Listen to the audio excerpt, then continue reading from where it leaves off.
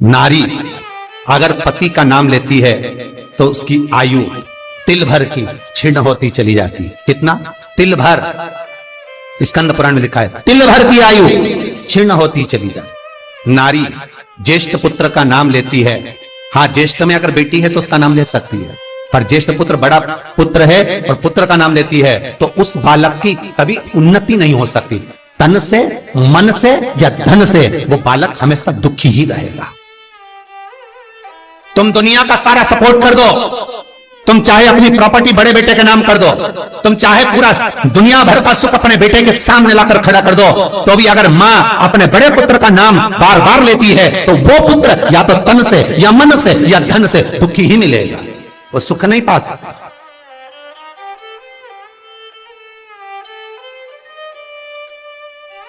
और जिन जिन के घर में बड़ा पुत्र हो और बड़े पुत्र का नाम आप माताएं लेती हो तो उसकी दशा जरूर देख लेना एक बार। हो कथा गलत नहीं कह सकती, स्कंद पुराण कभी गलत नहीं जा सकती।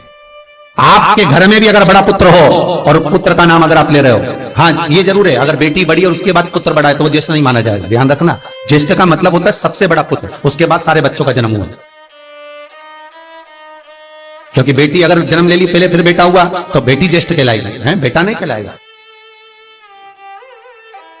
अगर पहला ज्येष्ठ पुत्र है तो मां सारी प्रॉपर्टी दे दे, सारा वैभव दे दे, मां सारा दौलत दे दे, मां उसके ऊपर सर्वस्व निछावर कर दे, पर अगर बेटे का नाम माता बार बार लेती है तो उस बेटे की उन्नति तरक्की नहीं हो सकती, उसको जीवन में सुख नहीं मिल सकता, कुछ ना कुछ चीज से वो दुखी रहेगा।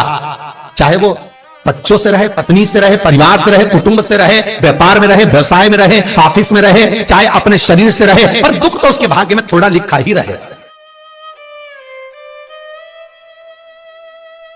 और जो चीज वेद व्यास जी ने वर्णन कर दी महाराज, उसका प्रमाण आप खुद भी अपने घर में देखो कि सही है कि गलत है। जिस जिस घर में बड़ा पुत्र हो और मां उसका नाम बार बार लेती हो,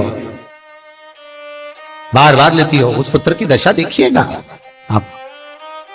तन मन और धन तीन तरह से। इसलिए निवेदन करूंगा मेरी माताओं से, आपका प्रेम बहुत है क्योंकि आपका बेटा बड़ा है, आपका पुत्र बड़ा है, आपका बहुत प्रेम है और बेटे का भी माता के प्रति बहुत प्रेम है, पर उस प्रेम में तुम्हारा जो संबोधन है बार बार नाम लेने का, उससे उसको तकलीफ हो सकती है। इसलिए निवेदन है, मेरे कृष्ण का नाम कृष्ण था पर यशोदा कभी कृष्ण नहीं बोली है, कभी नहीं, यशोदा कभी कृष्ण नहीं बोली। कनुआ कहती थी आपके बेटे का नाम कुछ भी आप उसको नाम से मत पुकारो, उसका नाम चेंज कर दो, थोड़ा सा बदल दो, आप उस नाम से उसको पुकारना पड़ा। आप जो भी बोलना चाहे, आपके दिल की बात है, तो आपके पुत्र से आप क्या बोल सकते हो।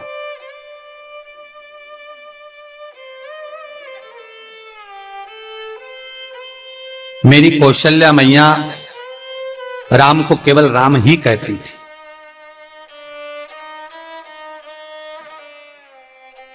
केकई राघव कहती थी, सब्सक्राइब करें। सुमित्रा रघु कहती थी, पर कौशल्या नाम नहीं बदली। और ज्येष्ठ पुत्र थे राम, बड़े थे, बड़े हुए, वन जाना पड़ा, लौट कर आए, धोबी की वार्ता सुनकर सीता का परित्याग करना पड़ा, समय आया लक्ष्मण का त्याग करना पड़ा, और समय आया तो ये शरीर को ही सरयू में छोड़ना पड़ा। कहां से? ताकि आप अपडेटेड रहें। स्कंद पुराण कहती है पति का नाम अगर नारी ले रही है तो तिल तिल भर उसकी उम्र घट रही है। पर ना जाने माताओं को ऐसा क्या है कि वो आज का फैशन हो गया, ए राघव इधर आ, राघव गया। सब्सक्राइब करें हमारा चैनल। नाम लेने में तिल भर की आयु घट गई। ताकि आप अपडेटेड रहें। ज्येष्ठ पुत्र का नाम लेने में उसकी समृद्धि, उसका जो वैभव है, उसका जो सुख है वो घट रहा है।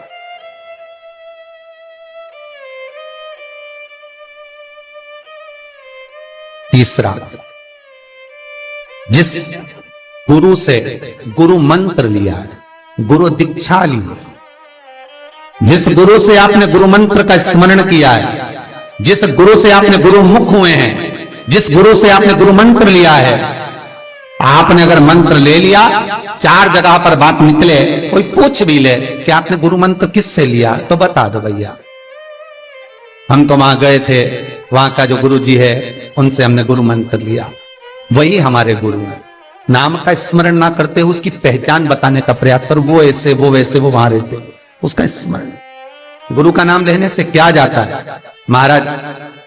शास्त्र कहता है गुरु जिसने मंत्र दिया उसका नाम मत लो, गुरु ने जो मंत्र दिया उसका नाम लो।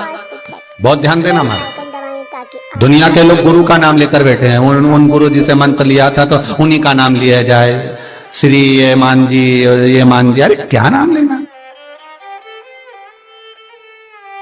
क्या नाम ले?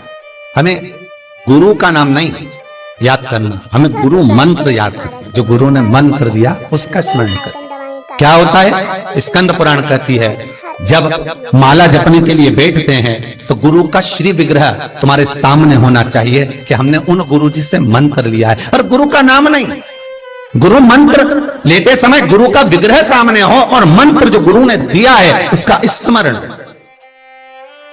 सब्सक्राइब करें, उसका स्मरण। बेल आइकन दबाएं। हम बार बार अगर गुरु के नाम का स्मरण करते हैं, वीडियो से हम बार बार गुरु का नाम लेते हैं, जिस गुरु से मंत्र लिया उसका नाम अगर हम बार बार ले रहे हैं तो हमारे घर में महाराज शांति टिकती नहीं है। थोड़ा सा क्रोध क्लेश थोड़ा बड़ा रहता है। अगर तुम्हारे परिवार में तुम्हारे घर में कोई किसी की निंदा करता हो तो कह देना भैया हमको 24 तरह के नरक में नहीं जाना, तू चुपचाप हो जा। बिल्कुल चुप। 94 नरक में से 24 नरक निंदा के, वीडियो से केवल निंदा सुनना, और निंदा करने वाला तो केवल 4 नरक में गिरता है। क्यों 4 नरक में गिरता है? तो पूछा निंदा करने वाले को ज्यादा पाप लगना चाहिए, नहीं उसको कम लगता है। तो कम क्यों लगता है? तो अग्नि पुराण में लिखा कि निंदा करने वाला को 4 नरक का भोग इसलिए भुगताया जाता है क्योंकि जिसकी वो निंदा करता है उसके सारे पाप धोता है। मतलब आप किसी की निंदा कर रहे हो तो उसके पाप धुल रहे हैं।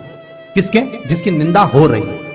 तो वो निंदा करने वाले को तो भगवान ने इसलिए पैदा करा क्योंकि तू पाप धोएगा, तो इसलिए उसको 4 नरक, और जो सुन रहा है अरे बोलो तो जम के, उसको 24 नरक।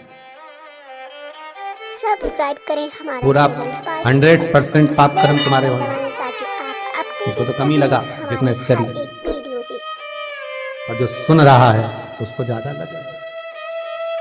निवेदन करूंगा जिसकी किडनी गड़बड़ हो गई हो, जिसका लीवर गड़बड़ हो गया हो, जिसको डायलिसिस चल रहा हो और छूट नहीं रहा हो, बैकुंठ चतुर्दशी के दिन बेल आइकन दबाएं ताकि आप नदी के घाट पर, नदी तालाब सरोवर कुआं बावड़ी जो हो उसके तट पर 14 दीप लगाकर, पीपल के पत्ते पर शहद डालकर और उसमें एक काली मिर्ची शंकर जी का नाम डालकर बोलकर उसमें चढ़ा दें।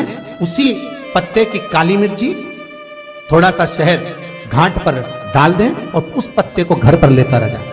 जिसको डॉक्टर ने कह दिया डायलिसिस होगा, किडनी लीवर गड़बड़ हो रहे हैं, बैकुंठ चतुर्दशी के दिन रात्रि को 14 दीप लगाकर जब घाट से आए, जिस व्यक्ति को रोग है बीमारी है उसको वो पत्ते समेत चटा देगा। रहे हमारे हर एक वीडियो से और फिर जाकर आप 8 दिन 10 दिन बाद जांच करवाओ, आपको उसका फल प्राप्त हो जाए। और विश्वास रखकर, क्योंकि हरि और हर मिलन कोई साधारण नहीं है। बैकुंठ चतुर्दशी का हिंदू धर्म का एक एक त्योहार जो हमारे भगवान शिव ने निर्मित किया है। शंकर ने जिन वारों को बनाया, त्योहारों को बनाया, तिथियों को बनाया, घड़ी और पल बनाए, शिव महापुराण में सब लिखा है कि एक एक पल, एक एक घड़ी, एक एक तीर्थ का एक एक स्मरण जो करा गया है हमारे यहाँ त्योहारों का, तिथियों का, वारों का, नक्षत्रों का, ये शंकर ने करा। ये कोई सहज नहीं बना,